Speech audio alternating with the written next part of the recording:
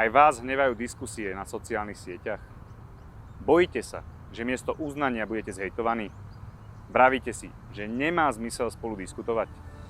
Aj my sme boli frustrovaní. Preto sme založili Dendis. Naším cieľom je vytváranie sveta otvorenej a vecnej diskusie. Myslíte si, že sme utopisti? Aj my sme si to mysleli, kým sme nenašli vhodnejšie technológie na hľadanie konsenzu a spoločného porozumenia. Demokracia je diskusia. Pokiaľ spolu nediskutujeme vecne a fér, nemôžeme očakávať spoločné porozumenie a nájdenie konsenzu. Preto pomocou softvéru Polis vytvárame konštruktívnu diskusiu na rôzne spoločenské témy. Za 2 roky sme zapojili viac ako 1000 ľudí do tém o povinnom očkovaní, krotení hoaxov, klimatickej kríze či otázkach o rodine a LGBTI komunite. A namiesto zbytočných hádok sme našli konsenzus.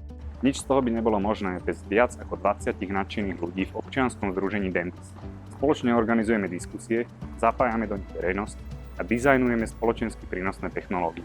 Našou víziou je používať demokraciu v praxi.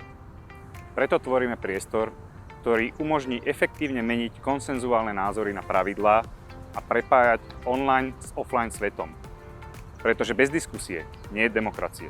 Bez vašej spolupráce to však nedokážeme.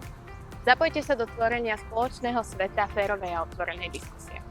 Ďakujeme.